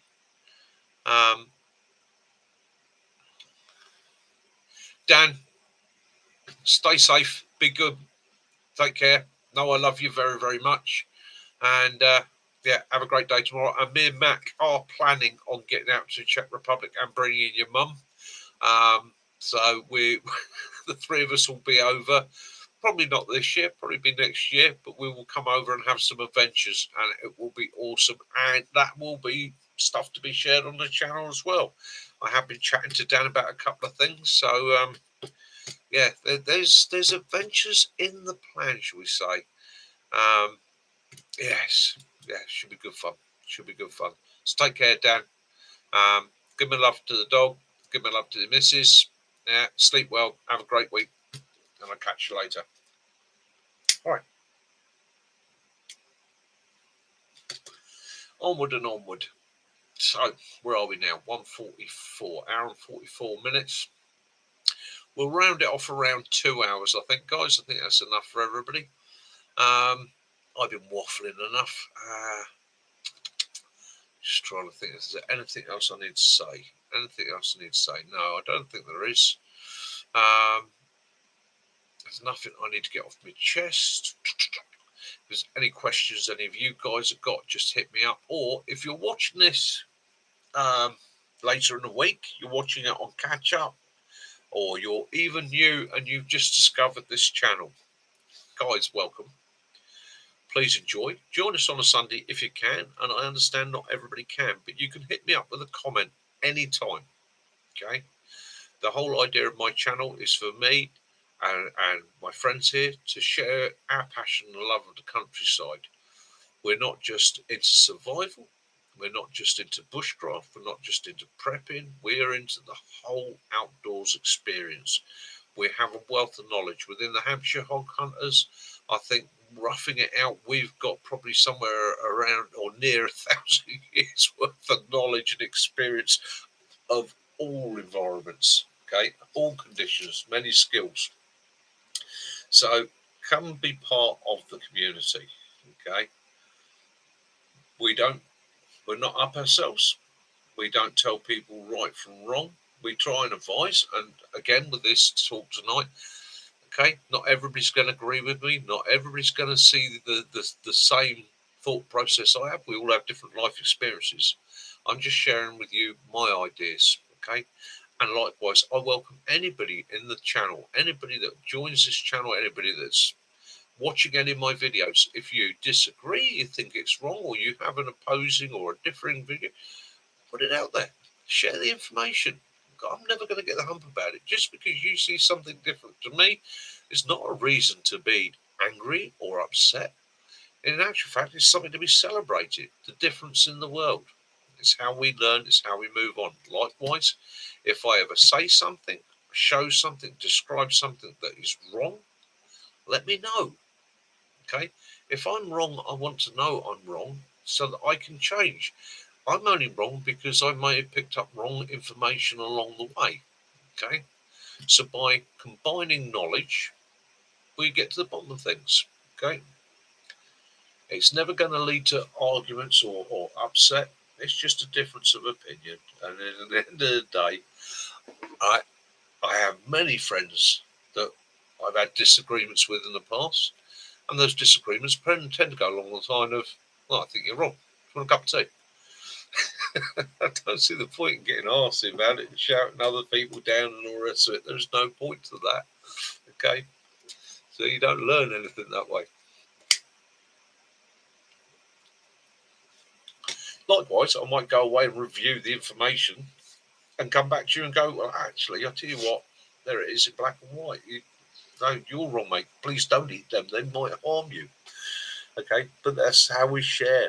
That's how we learn. That's how we move forward.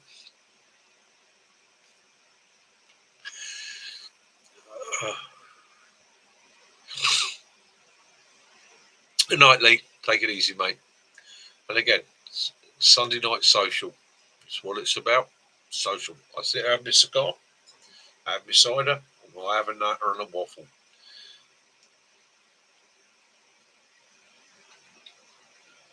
So me and Mac will get out to a lake this week.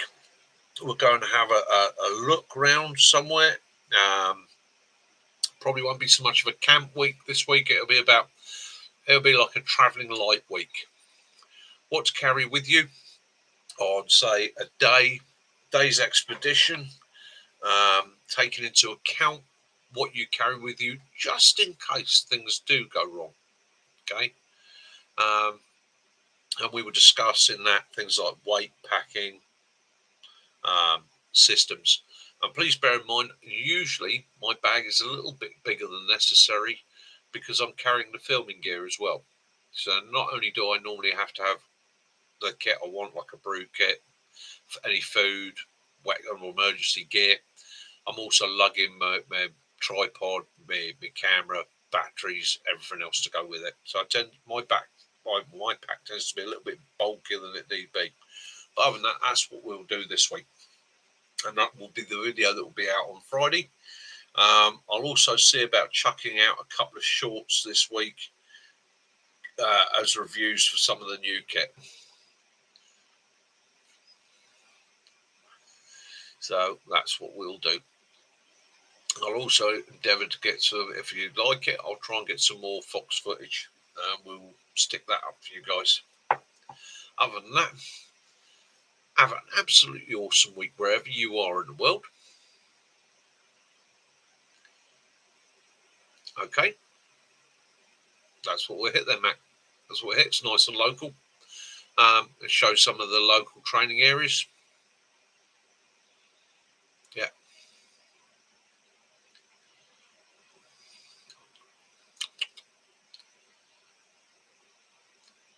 Rick, take it easy. You have an awesome week, mate.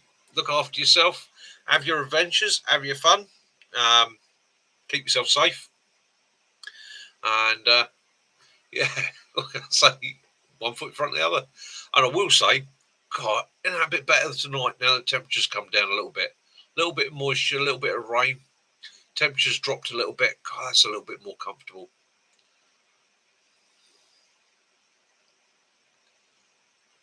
Excellent, excellent. Right, that's a definite right now. You plan that one out, Mac. I'll come travelling light. I'll bring the that BCB kit with me. I'll also bring the the small pack with me, and that's what our video will be this week.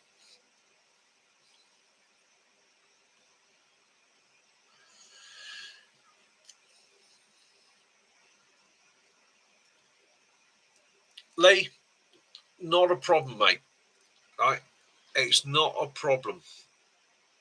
As long as you enjoyed the evening, you've had a nice, relaxing evening. We're not worried. Absolutely fascinated watching you do the flint napping and that, seeing the pictures from that. That's something I'd love to learn a little bit more about. Might have to get together with you one day and have a sit in a chat, or maybe if you'd be up for it, I'd like to come down and maybe do a video with you down there. We do a chat about flint napping and some of the skills and abilities. I was definitely interested in the hog trap and that, so maybe we'll have to sort out getting together and yeah, if you're up for it, come down and do a video with yourself. Not everybody wants to be on video. I do understand.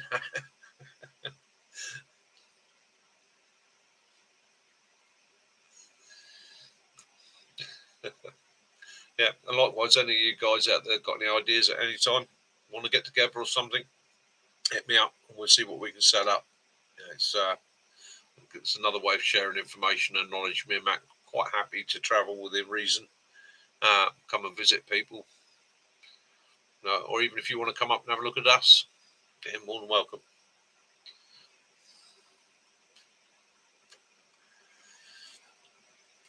Right, that's my cigar finished.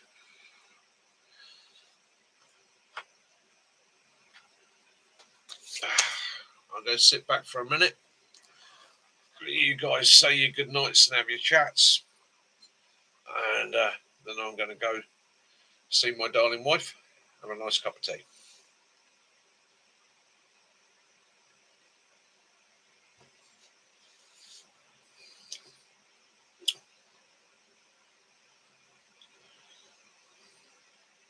Yep, definitely, Lee. Yeah, definitely. We can sort something out later. Yeah, get together. Yeah, and again, it's just sharing a bit of knowledge and that. If you want to be on camera, you be on camera. If you don't want to be on camera, that's not an issue. There's always in this house an open door and a brew available to anybody. More than welcome. You know.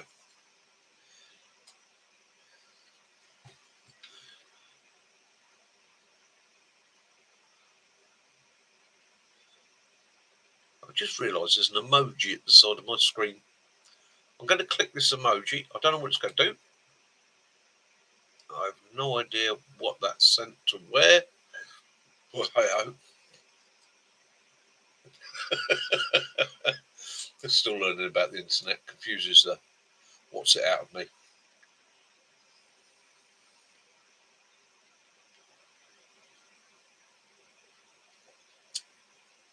So, to finish off with, cheers, guys.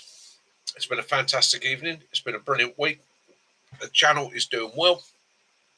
We're having a great time. Hopefully, wherever you are in this world, you're having a great time too. Stay safe, be good, have your adventures, keep laughing. Know where we are if you need us. All right. Look forward to catching up with you all again next week. Okay. Get the videos out for you this week. And Ray, good night, mate.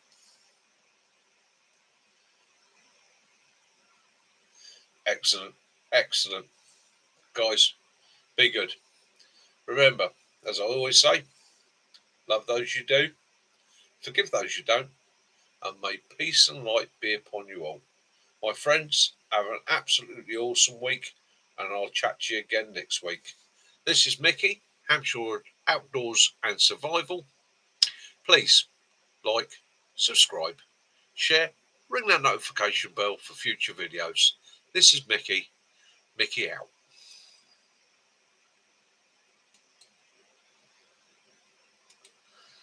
Night all.